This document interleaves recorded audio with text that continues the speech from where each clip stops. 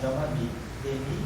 Quando eu transformar isso em si, aí alfa, gama 5, si. Agora, essa exponencial de gama 5, isso aqui é uma série gama 5. Então, esse gama mi pode passar, que o gama mi anticomputa com o gama 5. O gama mi vai anticomputar com todos os termos ímpares em potência de gama 5 e vai computar com os termos pares em potência de gama 5. Então, trazer o gama mi para cá é a mesma coisa que botar menos de gama 5. E aí, isso aqui cancela isso aqui. E aí eu fico se barrado e o gama mi deriva. Então, eu vou lagrangiano nesse sentido, tá? Desde que o ferro tem a massa nula, aqui não. Esse parâmetro não cancelaria, porque esse cara aqui traria a fase mais e alfa gama 5. E esse também. Então, as duas fases se somariam, não se cancelariam. Então, o termo de massa, ele quebra essa chamada simetria equiral. Mas o termo cinético não. Mas isso é um argumento cinemático. Ele pega a equação do termo cinético e dirá. O que ele tem? Massa nula tem essa simetria. É o caso do neutrino. O neutrino tem massa nula, é um ferro equiral. Então, automaticamente, esse termo cinético não vai. Mas era, quer dizer, um pouco. Deveria ter. Será que a falta de massa do neutrino tem uma razão mais profunda? Então, com toda a discussão do modelo da teoria eletrofraca, teorema de Goldstone, mecanismo de Higgs, sabe? Então, não tem um ferro de Goldstone. O neutrino possa ser um ferro de Goldstone, indicando que houve uma simetria mais fundamental que foi quebrada. Dessa forma, o Akulov e o Popov pensaram que pudesse haver uma supersimetria global e que o neutrino fosse o bóson de Gage, ou o fermion de Goldstone, perdão, o fermion de Goldstone, uma partícula de massa nula, dessa simetria que foi quebrada espontaneamente. Vocês podem, por exemplo, aqui, dessa forma não fica claro. Tudo que nós estudamos no semestre passado de que era de simetria, o que nós imaginamos? Lembra quando a gente estudou o problema da ideia de Goldstone, né? A gente tinha uma transformação, tinha um campo, né? Já tem uns campos, aí, e aí a gente tinha um conjunto de parâmetros, A, matrizes, GA e J. E aí a gente viu o seguinte: o que significa a simetria ser quebrada espontaneamente? Né? Significava para nós que a variação se eu tinha todos os campos são nulos, se algum campo desse aqui, por exemplo, não for nulo, eu vou ter que avaliar se um campo é nulo. Eu tenho um campo e tem valor esperado no VAR igual a zero. Se eu fizer a transformação dele, eu espero que a transformação dele também dê zero para dizer esse valor esperado no VAR mudou. Isso aí é um invariante sobre essa transformação. Mas se houver pelo menos um φJ, um valor esperado no VAR diferente de zero, eu vou obter φis aqui que vão ter valores esperados, vão ser diferentes de zero. E delta φ diferente de zero, como vocês viram na nossa discussão no ano passado, se isso aqui assumir um valor esperado no VAR, eu vou estar gerando, a partir de uma configuração de φi igual a zero, não de φJ. A gente tinha feito exato, eu vou ser mais preciso, a gente tinha feito exemplo de um campo complexo. Aí a gente tinha que a parte real do campo, vou colocar assim, ela se transformava desse modo, alfa D. E a parte imaginária do campo era menos alfa A. Tinha feito isso, tinha supondo que a gente fazia, considerando o modelinho simples de um campo complexo, parte real e parte imaginária. Fazia simetria de fase, então a simetria é só 2, e mostrava que delta A é alfa B menos alfa A. E aí a gente viu que tinha aquele potencialzinho. Vamos supor, por exemplo, que o valor esperado do VAR D seja zero.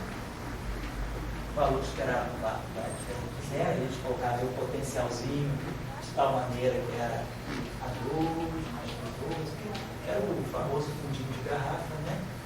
O A2 A4, né? Aí, com esse parâmetro aqui negativo, e então, isso aqui, os vetores tinha que ser diferente de zero. Então, não tem como os dois campos serem nulos na configuração de mínima energia. Então, a gente pegou esse aqui diferente de zero, e por exemplo, podia escolher essa configuração, esse igual a zero. Então, se eu fizer uma transformação aqui, delta A continua zero, porque B é zero. A variação do A não muda. Então, o A, se o A era diferente de zero, não importa, a variação dele é zero. Então, esse cara não muda quando eu faço uma transformação. Mas o D é zero. Mas como esse cara aqui é diferente de zero, o D é zero, mas a variação dele não é zero. Então, a partir de uma configuração de campo nulo, eu gero uma configuração de campo não nulo, mas constante. Esse valor esperado no dado aqui é constante. Então, isso faz com que, se eu fizer uma pequena perturbação em torno do dado, aparece um campo que estava nulo. O campo que estava dormindo, ele acorda e ele tem uma configuração constante. Então, aparece uma configuração é constante, ou seja, ela tem um comprimento de onda infinito.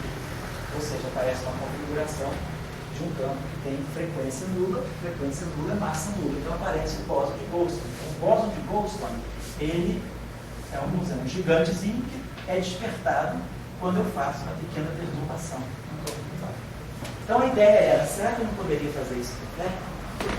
Gerar um Fermiãozinho que se perturba, tem comprimento de onda infinito, ou seja, frequência nula, seria o neutrino. Então, a ideia seria ver se a gente consegue gerar o neutrino como um Fermi de Goldstone. Essas transformações aqui estão com esse problema. Por quê? Eu vou dizer assim, então vamos usar um approach, a física é feita dessa forma, errado, para chegar a uma coisa certa. Quer dizer, a ideia de que o neutrino pudesse ser um Fermi de Goldstone, na ideia, hoje não é mais, ok, não está de pé, ela morreu logo depois, mas uma ideia errada detonou a supersimetria. A supersimetria ela foi gerada, vamos dizer assim, por uma argumentação que hoje é errada, mas que naquela época fazia sentido. Né? Então, a gente vê que a ciência não é sempre feita, é bom a gente perceber que às vezes também é importante dar seus chutezinhos, a gente tem que entender de dar os seus chutezinhos, né? E às vezes o chute é realmente assim, um migão. Mas às vezes é o chute que dá certo. Não, o professor Salão pagou com os micos, mas ele acertou em muitas coisas, né? Não que ele mandava fazer os statements meio fortes, mas é assim que se faz, eu acho, as coisas, né? Dirac, por exemplo, o chute do Dirac sempre foi certinho. Dirac nunca pagou o mico, né? Mas às vezes o mico é bom. Então a gente tem que se expor, às vezes pensar uma coisa que é meio viagem, né? E essa coisa que é meio viagem, daqui a pouco você vê que não dá certo. Mas ela fez com que se levantasse alguma coisa que pode ser encaminhada para o lado correto. Então, vamos dizer que a gente quisesse pensar num Fermi, tipo um Fermi de Goldstone. Então, aqui está ótimo. Eu tenho um campo escalar, tenho um campo fermiônico.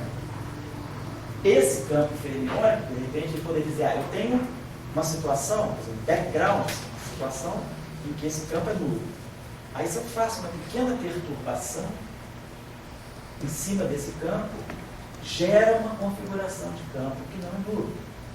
Então, falar, beleza, então, eu estou despertando um delta psi diferente de zero. Então, psi é zero, delta psi é diferente de zero. Então, a partir de uma configuração de campo nulo, eu gero uma perturbação que tem complemento de onda infinito, seria o campo constante.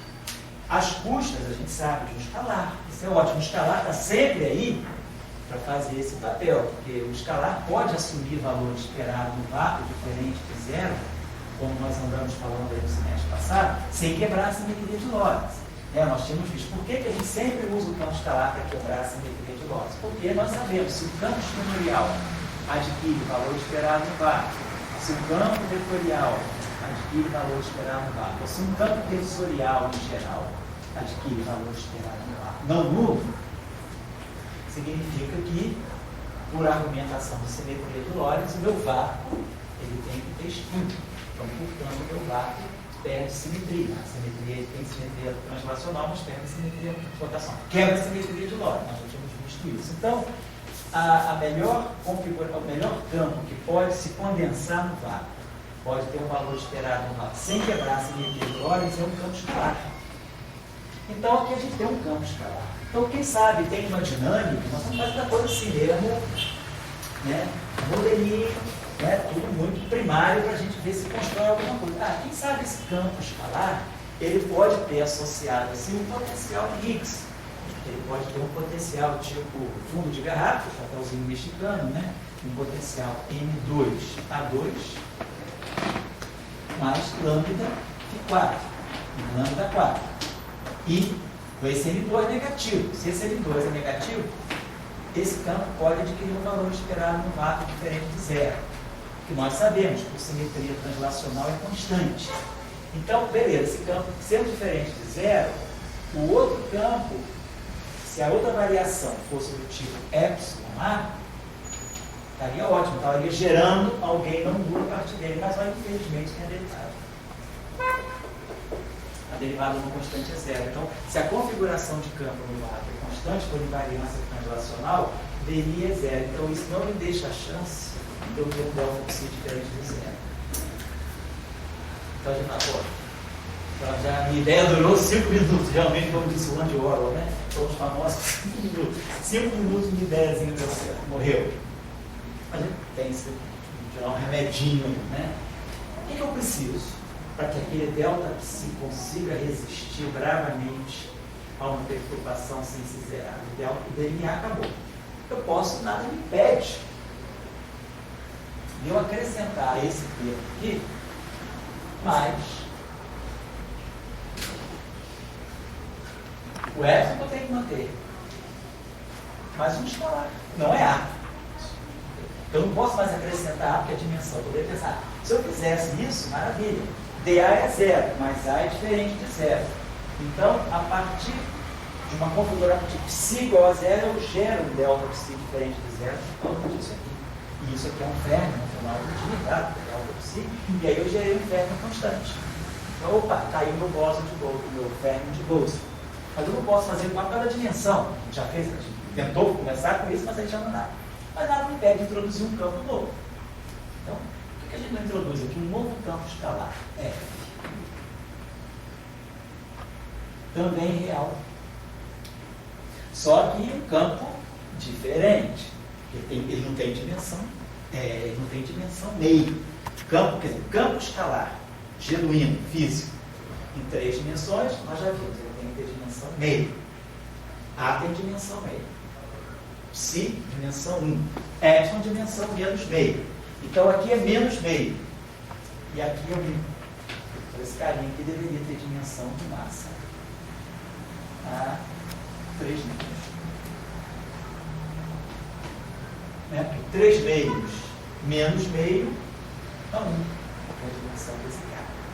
Então, vocês estão muito cansados do dia, está pesado, né? O seminário foi, a gente teve que seguir um cuidado. Mas eu vou devagarinho. Então a ideia seria, e a gente pode discutir por que isso, será que essa é a única saída?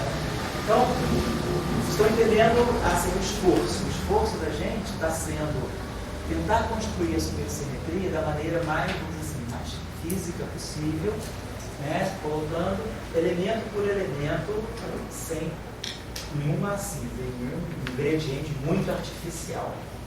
O único, vamos dizer, a gente foi artificial no momento que a gente diz, quero fazer uma simetria com parâmetro espinorial. Isso tem uma razão de ser, porque havia um contexto para isso, mesmo em teoria, pode falar, Thiago. Mas como é que fica aí, então, o caráter de Majorana? Já vamos ver isso aí. Vamos ver isso aí. Vamos falar sobre isso. Estou só jogando agora. Aí, vocês poderiam pensar, o que está em jogo? Nós estamos falando de uma época, e essas ideias também, elas não surgiram assim do nada, né? Todas as ideias sempre são muito contextualizadas. Que outra disjunção puxava esse contexto que podia desaguar na supersimetria? Estava claro, né, com o famoso 68, que as simetrias de Gauge eram a bola da Gauge, né? Era o barato da Gauge, era o fundo da Gauge. Então, com as simetrias de Gauge, a coisa importante que tinha era, por trás da estrutura matemática, da grupo de Lie, álgebras de Lie. Uma discussão matemática importante é uma coisa que os algebristas, o pessoal da matemática, se refere como graduação, né? Graded lineal, álgebras de Lie graduado. Como graduar uma álgebra de Lie? Graduar uma álgebra de Lie significa, a partir de um grupo de Lie, introduzir também um outro conjunto de geradores que satisfazem as relações típicas de anticomutação, não só de comutação. Então, a introdução de um parâmetro fermiônico, ela também está associada a uma discussão que ela grupos de Lie, álgebras de Lie, era uma coisa importante, porque Você acaba vendo que os grupos de Lie estavam por trás das simetrias fundamentais. Teoria eletrofática, SO2, PCB, SO3, Lorentz, SO3, simetria de Poincaré, lá, gravitação, né, a partir do grupo de Lorentz, SO3. Então, as simetrias de Lie, os grupos de Lie, eram importantes. Então, uma coisa importante é, será que os grupos de Lie são só isso? Eles podem ser mais estendidos e, quem sabe, essas extensões podem levar a físicas interessantes também. Então, a extensão de um grupo de Lie pode ser feita também por parâmetros de natureza gradualiana, parâmetros de natureza anticomutante e fermiônica. Então, vamos dizer, nesse contexto era natural, ou seja, era natural pensar em simetria de caráter fermiônico. E aí a gente introduziu. E aí, bem a discussão neutrino poder ser um termo de Boltzmann. Aí a gente viu que com um campo físico A e com um spinor de Majorana, claro, vocês podem dizer, aqui vocês têm uma objeção grande. Nós estamos em 3 dimensões. Os neutrinos não vivem em 3 dimensões, porque neutrinos são férmions quirais, férmions leve. Em 3 dimensões não existe o conceito de quiralidade. Em 3 dimensões a gente não tem neutrinos de Weig, a gente só tem neutrinos de Dirac ou neutrinos de Majorana. Mas a gente está fazendo um modelo. É assim que a gente faz. Vai para 2 dimensões, entende a situação em 2 dimensões, tenta levar para 4. Claro, em 4 dimensões, isso aqui o neutrino das baixas energias não é um neutrino de Majorana, é um neutrino de Weig. Né? Se bem que a gente sabe que física de neutrinos com neutrinos massivos, o que a gente faz hoje é buscar neutrinos de Majorana. Se busca uma física além do modelo padrão, um setor importante da física além do modelo padrão, são chamados neutrinos de Majorana associados aos chamados decaimentos beta duplo. Né? Então, mas eu não estou querendo dizer que esse neutrino, esse férmion que está representando realmente um neutrino, até porque eu estou em 3 dimensões. Eu estou querendo dizer que será que a gente consegue construir um modelo de campos onde eu possa gerar um férmion de Goldstone a partir de alguma simetria mais fundamental? Essa é a colocação que a gente está fazendo. A gente está fazendo um modelinho em 3 dimensões para poder eliminar certas assim, complicações mínimas, mas desnecessárias da álgebra de Clifford em 4 dimensões. Se o antigo orientador da SOG me permitisse eu falar no nome de Einstein. Está lá em Portugal. O que o Einstein iria perguntar? Iria dizer existe espaço e tempo. Então, assim como existe férmions e bósons. Então, eu não posso medir espaço e tempo. Então, tempo, outra coisa, espaço, são assuntos diferentes. Mas, como a invariância da luz, esse negócio aí, me permitiu unir espaço e tempo. Então, eu tenho uma estatística de férmions, eu tenho uma estatística de bóson. Duas coisas plenamente diferentes. Mas, não, eu estou botando o meu epsilon. Daí, o antigo orientador da SOG o nosso querido professor, fala aí, querido mesmo, que nos ensinou tantas coisas boas. Daí eu fico assim, esse epsilon tem alguma experiência, assim, uma invariância da luz? Foi uma coisa, vamos em frente, bota a bola e vamos jogar. Complica e vamos ver quem que dá. Será que foi isso? Claro, você responderia para frente. Quem sou eu? Olha, vamos dizer assim. Como é que a gente poderia colocar? Bom, vamos colocar o seguinte, porque a gente sabe, a gente não estou voltando a 73 aí para isso, aí a gente está localizando a discussão num contexto de física de partículas, que é uma coisa importante, a gente está discutindo a questão em relação a neutrino, bóson, férmion de Bose. A supersimetria, mas o que? Se você diz, quando um princípio fundamental, como é o princípio da constância da invariância da constância da luz, né, o princípio da invariância da velocidade da luz, ele permite uma coisa importante para unificar tempo e espaço. Será que quando eu introduzo supersimetria, o que eu estou fazendo assim que... Será que eu estou quebrando algum preconceito prévio de resolver ou de juntar coisas que antes pareciam invisíveis? Ou será que eu estou introduzindo uma ideia muito assim... quebrando algum paradigma, né? Tempo e espaço. Precisando uma reunião de estatística. Agora já é com você a brincadeira. E aí, então nós estamos em constante móvel. É Constante, não. Então, é a terra dele, né? Construído para isso. Então, com cuidado. Mas ele acha que gosta disso, deve gostar disso, porque simetria não extensiva. Então, quando não extensiva, gosta. Eu vou falar, está gravado, ele está sabendo, não estou escondendo nada. Não. Mas então, vou pensar, se você coloca esse padrão para fazer supersimetria, tudo bem, o que você está unificando? Você está unificando, vamos dizer assim, correntes bosônicas, correntes fermiônicas. A quebra de paradigma, talvez, venha, até porque já havia uma discussão antes disso, que era unificação, era, vamos dizer assim, não era unificação, mas era a busca de uma simetria hadrônica mais fundamental. Porque também, né, o que estava em jogo aí era a simetria que era importante, assim, um guia importante nessa época, era a simetria SO3. Não estou falando nem da de cor, da QCD, a simetria SO3 de sabor do modelo 8-Guelph.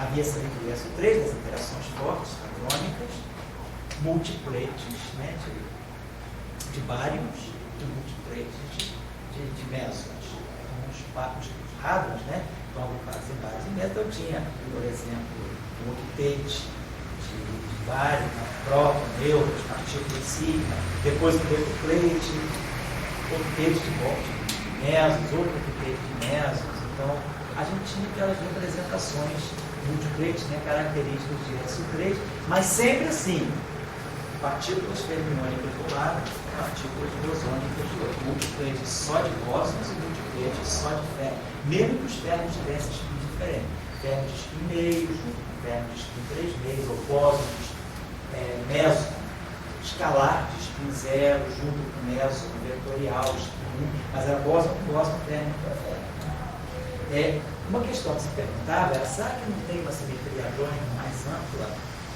E as massas de certos mesos e as massas de vários, que são muito diferentes, mas será que esses vários e esses mesos não poderiam ter uma instância mais fundamental, ter compartilhado o mesmo multiplate, e aí há uma quebra da simetria que explica as massas e explica esses multiplates. Então, uma grande busca que se tinha nessa época, se vocês forem olhar a literatura da física hadrônica do início da década de 60, 70, vocês vão ver que um grande grupo que estava sendo discutido era o SO6.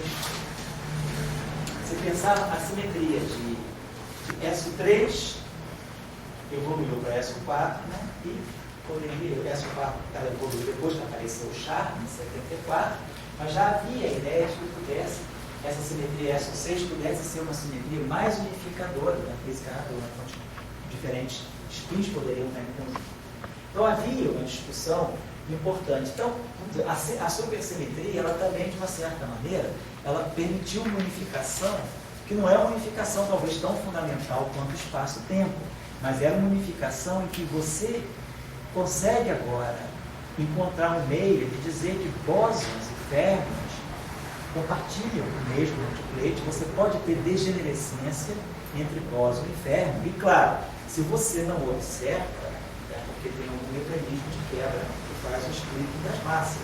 Mas, em princípio, vamos dizer assim, as ideias, os princípios fundamentais na teoria quântica de campos, eles podem também, apesar de, quando a gente formula a teoria de campo, campo bosônico tem relações de comutação, campos fermiônicos satisfazem Pauli-Jordan, relações de íons de comutação. Então, a gente já vai quantizando os campos, né, separando em categorias muito diferentes. Agora, a gente está querendo colocar todos no mesmo multiplate, fazer uma mistura entre bósons e férmions. Isso vai gerar bósons e férmions no mesmo multiplate. Está vendo ali? Tem um A e um se transforma no outro. Aquilo ali já é a noção de um multiplate. E aí, se a massa de A é diferente da massa de psi, tem que ter um mecanismo de quebra. Mas a questão é que poderia acontecer de haver uma degenerescência entre bósons e férmions. Então, da mesma forma que o princípio de variância da velocidade da luz, ela introduziu a relatividade especial, foi um dos fundamentos da relatividade especial e permitiu essa fusão de espaço e tempo, na supersimetria ela fundiu bósons e férmions, demonstrando que existe uma instância mais fundamental da natureza, onde bósons e férmions não são manifestações tão diferentes assim. Existe uma instância mais fundamental da natureza, onde bósons e férmions podem estar muito mais próximos daquilo que a gente imaginava. Eu veria dessa forma como sendo um avanço no pensamento da gente, nesse pensamento muito reducionista. Bose é assim, a vida dos Bose é assim, a vida dos Fermis é assim. E agora não, agora eu junto tudo uma coisa só. Eles podem compartilhar, podem estar num regime de degenerescência e depois algum mecanismo pode fazer um splitting que nós vemos hoje. Bose está para um lado, Fermi está para o outro. Mas talvez no início a gente pudesse ter uma teoria mais fundamental onde Bose e Fermi fossem tratados com a máxima democracia. Eu acho que a supersimetria ela venceu um obstáculo nesse sentido.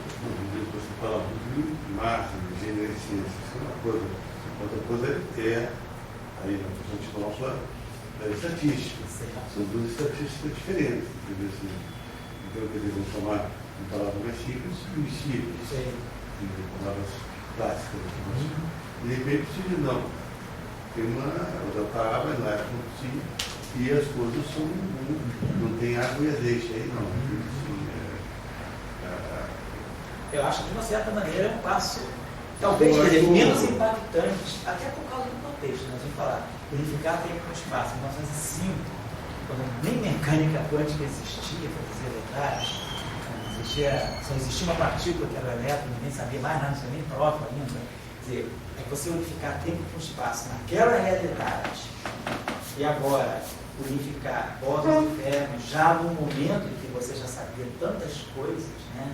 Sabia relatividade especial, relatividade restrita, física, já tinha uma QED pronta, cheia de resultados importantes, física crônica, interações fracas. Então, quer dizer, as pessoas dizem assim, a turbulência foi menor, porque, é mais um resultado importante. Então, eu acho que, mas se você for olhar os fundamentos de uma teoria quântica de campos, isso tem um impacto, isso é uma coisa forte, porque quando você quantiza, quando você quantiza, você está no mundo, cara, botar relação de computação, campo fermiônico, tudo linear, quer dizer, você tem momento, né, aquela relação entre momento e velocidade é muito diferente do caso escalar, no caso bosônico, então você tem vínculos aí.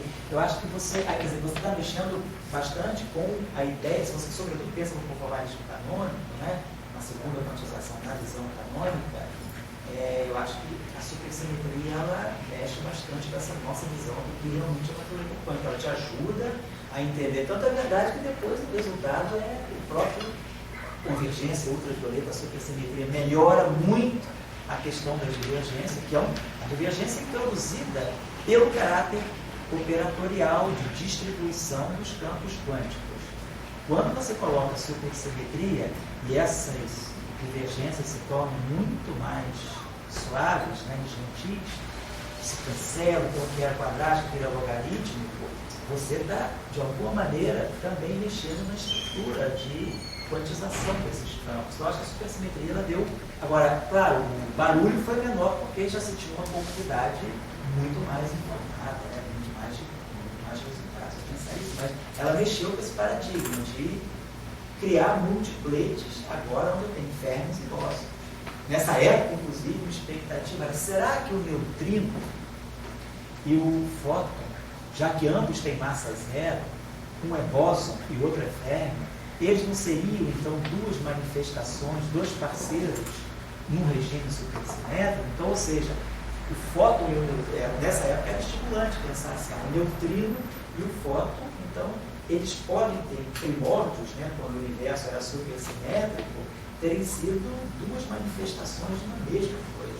Hoje eles se separaram, mas naquela época eles foram. Então, isso aí também está dentro daquela busca de unificação. Quem sabe não tem uma origem comum para todas essas coisas, né? Um pouco o que você pode brincar com Darwin, né? Teoria das espécies, né? Essas espécies tão diferentes que eram todos no mesmo bichinho lá no final, você vai voltando, no final saiu todo mundo no mesmo réptil, né? Então, de repente, o férmio, o neutrino, o fóton, quem sabe, hoje são dois bichinhos diferentes, mas um dia foram a única lagartinha, né? A supersimetria, então, viabiliza isso. Então, eu acho que a supersimetria estava muito dentro desse pensamento que nós estamos falando, assim, faixa de década de 60. Vocês têm que entender, gente, nem eu também vi isso, eu estou contando historinha que me contaram, né? A gente lê nos livros e tal, mas a gente vê que foi uma década forte, porque a teoria de campo estava banida. Teoria de campo, exílio, a partir de 62, 63, a teoria de campo falhou. Tudo que a teoria de campo podia dar foi a QD, daqui para frente não se pensa mais. E aí o pessoal foi para a matriz S, foi buscar analiticidade, outros mecanismos para poder fazer física de interações fortes, tendo, claro que houve um conjunto de pessoas que se mantiveram fiéis, de Salama, Gibbs, toda aquela, muitos na Inglaterra, sobretudo. Na Inglaterra, ela não pulou muito do barco da teoria de campo. A Itália pulou um pouco mais fora, a França também. Então, mas a teoria de campo estava mal das pernas para caramba, até 68, 69. Então, numa época dessa, você está resgatando muita coisa da teoria quântica de campos, a supersimetria ainda. Então, foi um período assim, muito efervescente nesse sentido. Então, tem os seus impactos. A supersimetria, se a gente for olhar bem, né, ela tem um impacto muito grande, porque se a gente faz a segunda quantização, vai lá as relações de computação, tempos iguais, relações de computação, tempos iguais, operadores, aquelas divergências bastante violentas em cima do campo de cone de luz, das funções de correlação. Aí quando você bota a supersimetria, essas divergências violentas todas, uma aniquila uma outra, então você ganha uma teoria de campo muito mais suave, muito menos estrutura uma estrutura ultravioleta, muito mais comportada. Então esse princípio está mexendo forte na nossa concepção daquilo que é um campo quântico, nessa visão operatorial. Esses caras que estão no estudo, né? Falam muito do paradigma, justamente as mudanças do paradigma, né? A nossa geração foi muito educada sobre o paradoxo do gênero, moto, aquelas coisas do tipo. Mas no fundo a relatividade, ela é difícil de você dizer que ela não tem uma mudança do paradigma, porque ela é forte. Ela passou de Marx e Michel Sonora, então a segurança, se o gênero morreu, não morreu, entende assim? E agora o mundo fica assim mais no ar. Para mim, pelo menos, eu sou sincero, né? Isso aí não é uma mudança de paradigma, é uma postura, é uma proposta matemática de ajudar e vamos ajudar. Se der certo, deu certo.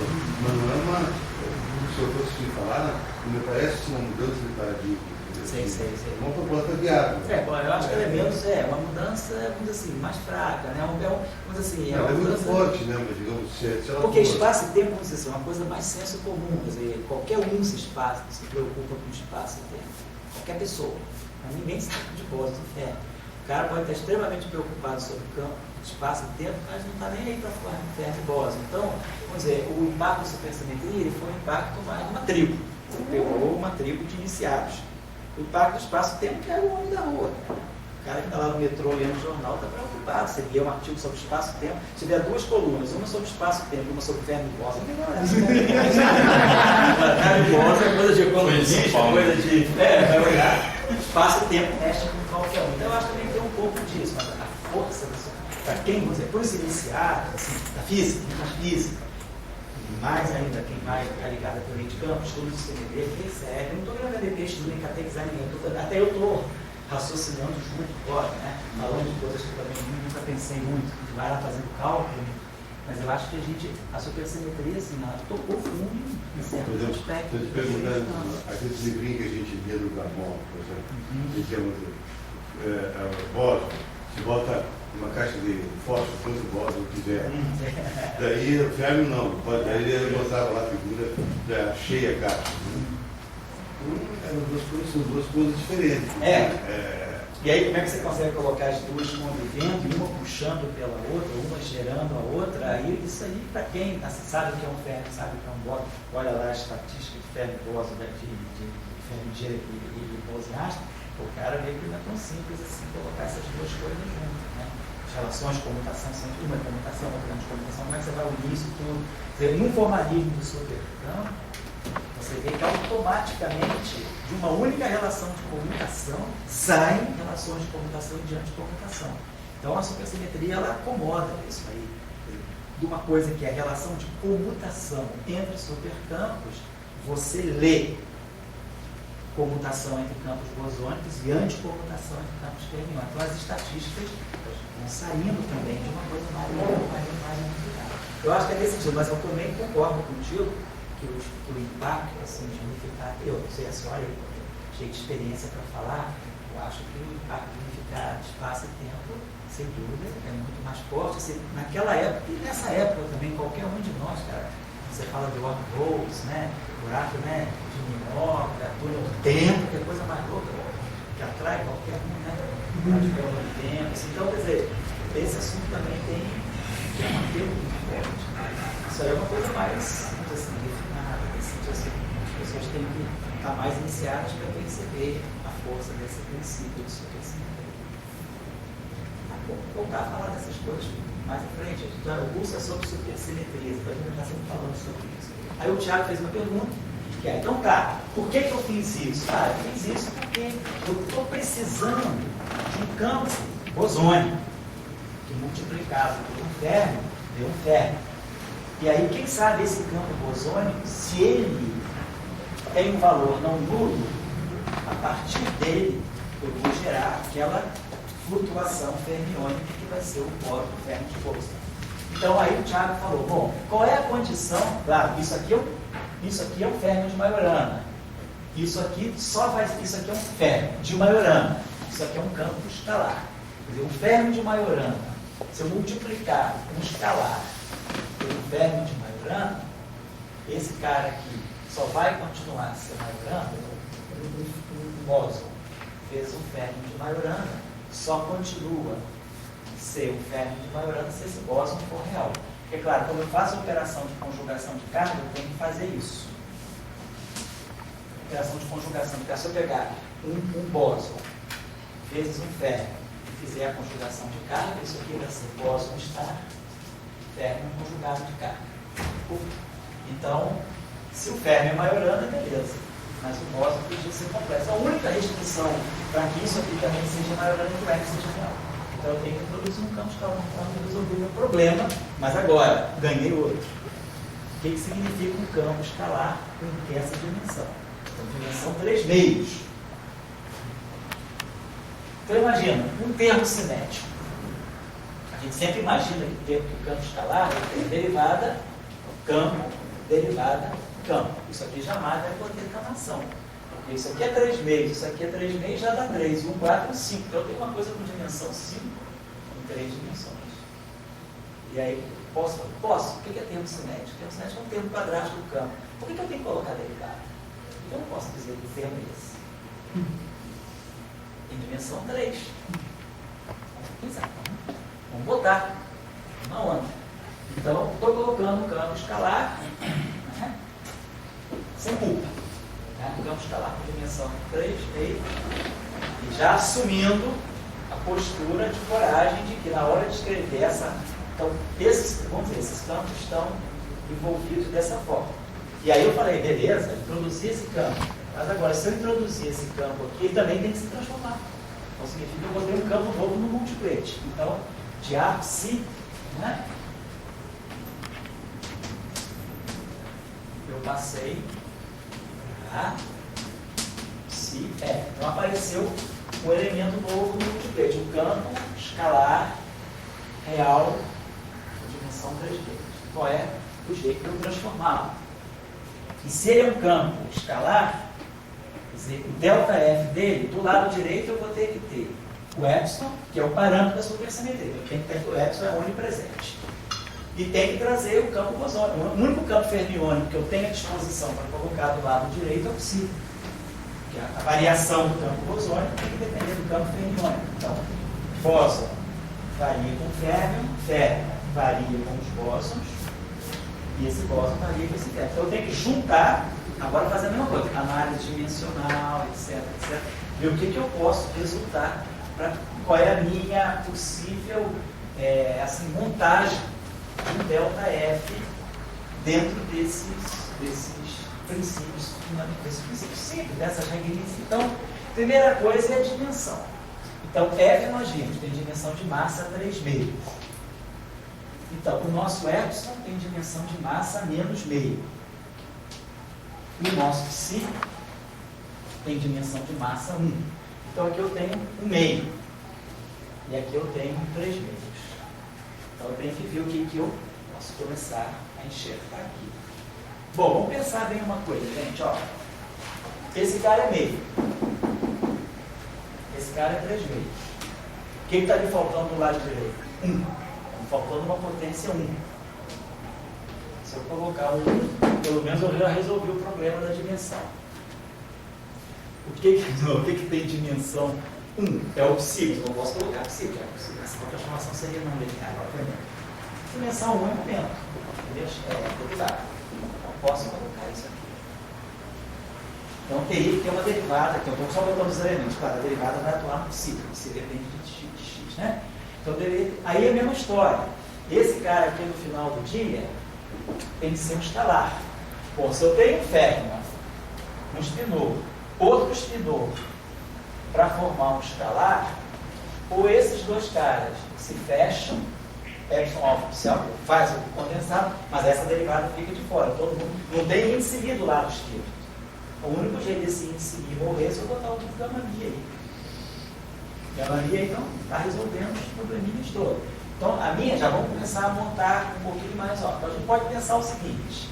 Eu poderia botar aqui epsilon.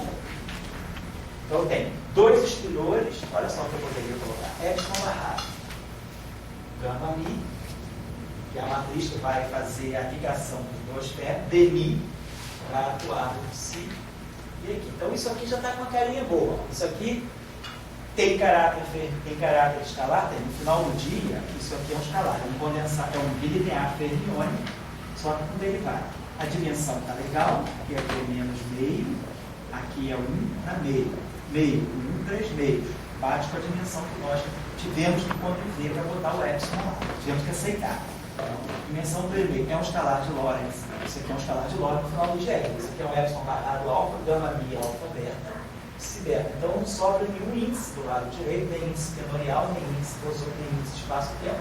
Então, essa é uma proposta razoável para tudo, pode ser o tempo. Então, digamos assim, desse modelinho, dessa brincadeirinha, a gente conseguiu, acho que, fechar um discurso, né, sobre 3 campos, convivem, que convivem no mesmo multiplete, carregam essas dimensões bizarras, né? Seria a Sônia, né? Sônia, então escalar com dimensão 3 meio, né? Mas vamos ver o que isso significa. Então a gente vai fazer a seguinte proposta. Assim, então a gente teria ΔF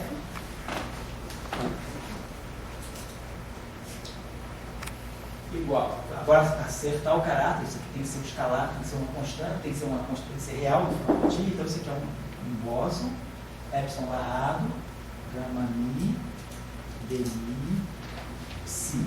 Lembrem-se que esse epsilon barrado não é para, assim, não deve deixar a gente transtornado, porque tratando-se de espirô de Majorana, epsilon barrado nada mais é do que o próprio epsilon.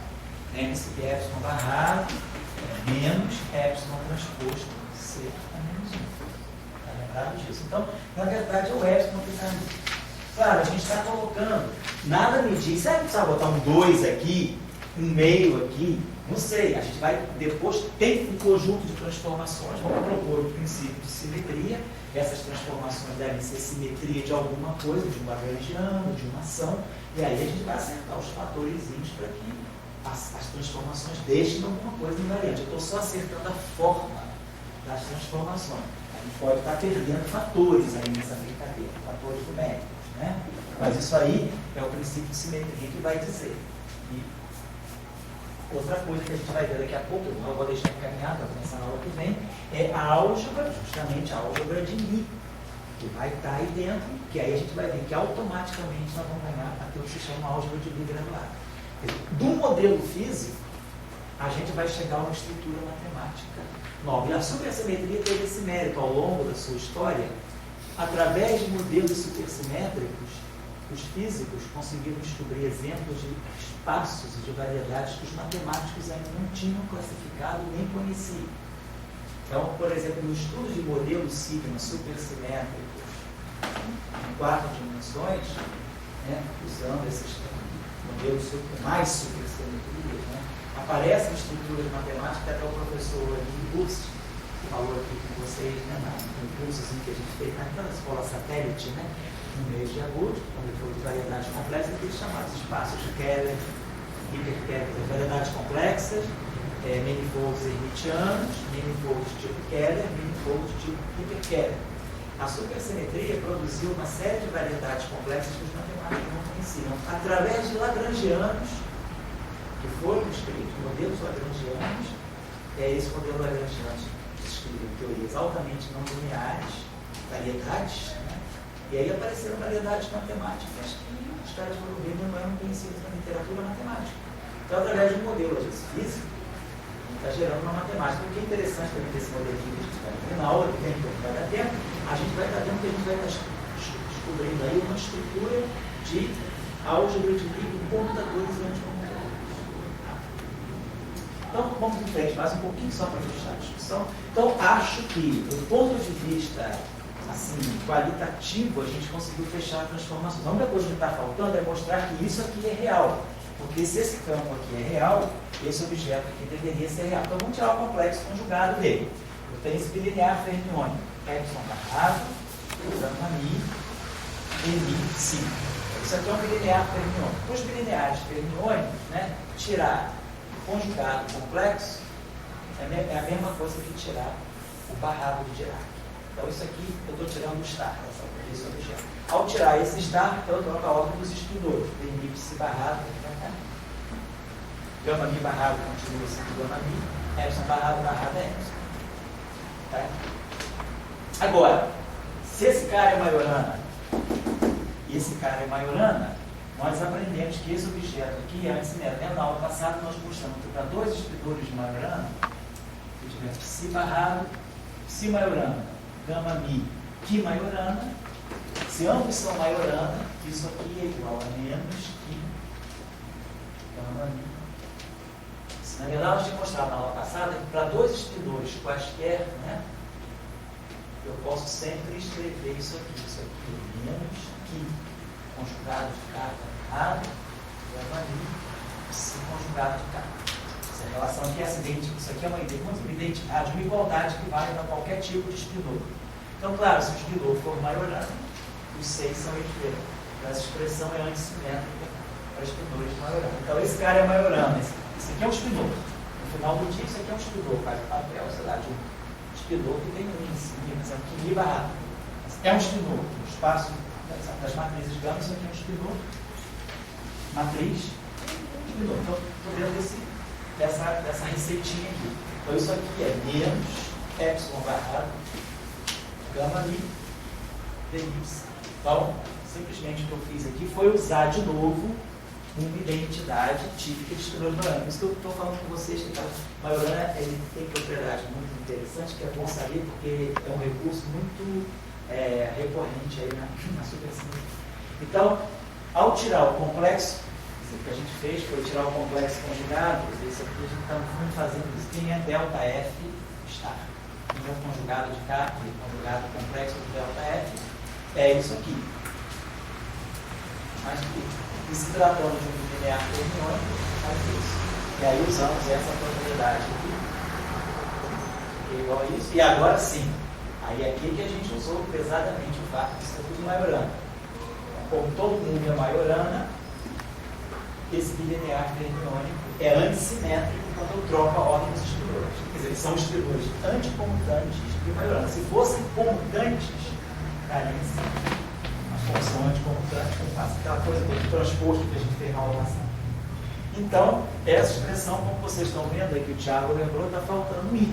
Está faltando I. Então, se eu colocar um I aqui, eu garanto a realidade desse termo. Então, esse I aqui é um fator de correção para tornar esse cara real e não puramente imaginário, como esse I aqui foi um carinho de correção para tornar esse cara Majorana e não anti-Majorana.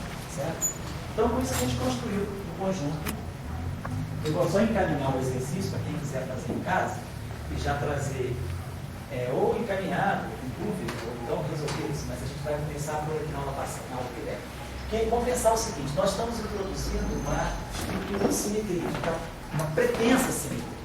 Então, eu construí um conjunto de transformações agora, então eu falei o seguinte: olha, em 3 dimensões eu consigo encontrar um campo escalar real, físico, dimensão ok, um campo de Majorana, um campo escalar, outro campo escalar real. E aí as coisas vocês viram. O número de campos bosônicos reais é 2 reais. E o número de campos fermiônicos reais também é 2. Por quê? Porque esse espinor é maiorano. Então você tem 2 números reais guardadinhos lá dentro dele.